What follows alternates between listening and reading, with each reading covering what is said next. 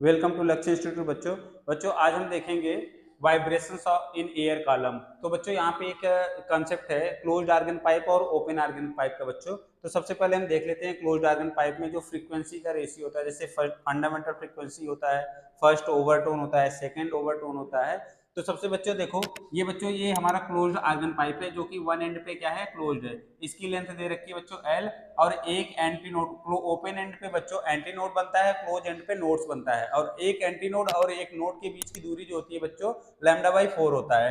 यहाँ से बच्चों L is equal to lambda 1/4 कर दिया, यहाँ से लैम्डा निकाल लिया, लैम्डा इज इक्वल टू कितना हो गया 4L। यहाँ से बच्चों फ्रीक्वेंसी में हमने रख दिया इसको N1 is equal to V by lambda, और यहाँ से लैम्डा 1 की वैल्यू रख दी, तो यहाँ पे मिल गया बच्चों V अपन में 4L। अब यहाँ पे बच्चों n बराबर 1 जो होता है वो फंडामेंटल फ्रीक्वेंसी को रिप्रेजेंट करता है, फंडामेंटल फ्रीक्वेंसी। और n बराबर 2 जो होता है बच्चों, n बराबर वहां पे 1 जो है फंडामेंटल फ्रीक्वेंसी हो गया, और n बराबर 2 जो होगा वो बच्चों फर्स्ट ओवरटोन कहा जाता है, या इसको थर्ड हार्मोनिक कहा जाता है।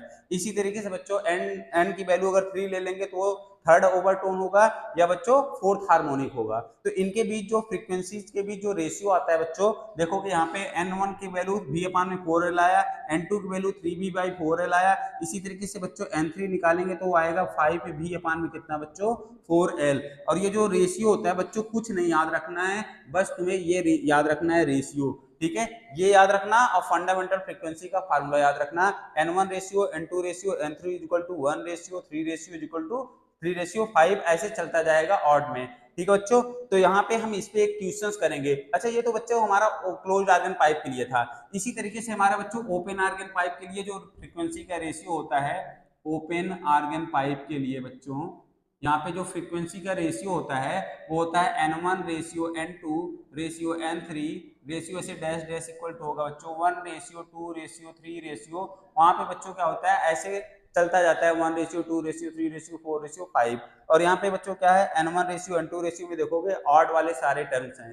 तो बच्चों ये क्वेश्चंस हम यहाँ पे क्वेश्चन लिख रखे हैं, इस क्वेश्चंस को हम देखते हैं। यहाँ से बच्चों जेई में और नीट दोनों में एक क्वेश्चन पूछा ही जाता है हर साल, ये बहुत ही इंपॉर्टेंट टॉपिक है। अब जैसे बच्चों यहाँ पे हम बच्चों जैसा कि अभी हमने क्लोज्ड आर्गन पाइप और ओपन आर्गन पाइप में जो है फ्रीक्वेंसीज के रेशियो के बारे में पढ़ा है, तो वहाँ पे एक क्वेश्चन लेते हैं बच्चों। यहाँ पे दिया कि the number of possible natural oscillation of air column in a closed pipe at one end, length दिया है 85 सेंटीमीटर।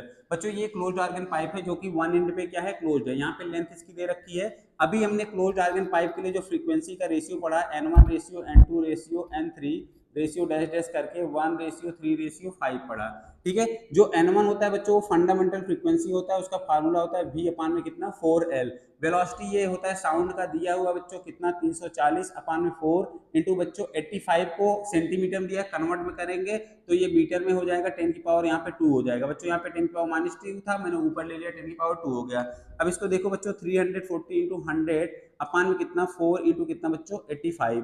इसको सॉल्व करो, ये आ जाएगा बच्चों 5 से काटेंगे 20 आ जाएगा, ये कितना आ जाएगा 17 आ जाएगा। और ये देखोगे 17 2 जा 34 होता है, तो ये 20 इंटू कितना बच्चों 20 डिवाइड बाई कितना आ गया 4 आ गया। यहाँ पे काटेंगे तो ये कितना आ जाएगा बच्चों 100 हो जाएगा। मतलब जो हमारा फंडामेंटल फ्रीक्वेंसी आएगा बच्चों वो कितना आएगा 100 आएगा।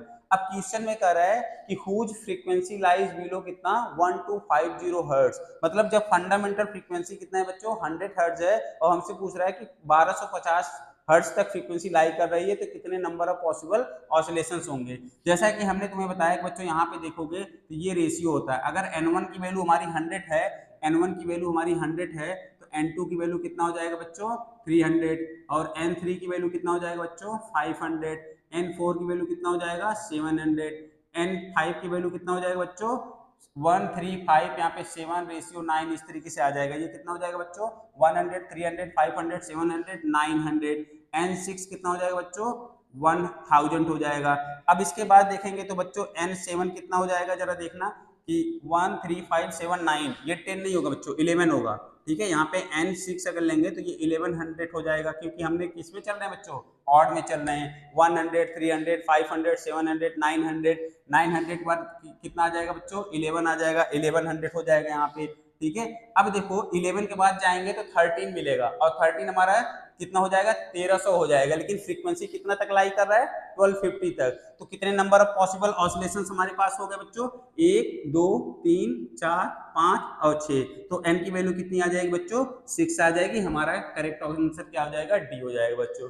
तो बच्चों इस तरीके के क्वेश्चंस को बहुत ही इजीली वे में किया जा सकता है। क्या याद करना होगा कि फंडामेंटल फ्रीक्वेंसी कितनी है in case of closed organ pipe और in case of open organ pipe. तो यहाँ से बच्चों ये याद रहेगा, रेशियो याद रखेंगे और फंडामेंटल फ्रीक्वेंसी का फार्मूला याद रखेंगे तो बहुत आसानी से इस क्वेश्चन को कर सकते हैं। ठीक है बच्चों, थैंक यू सो मच।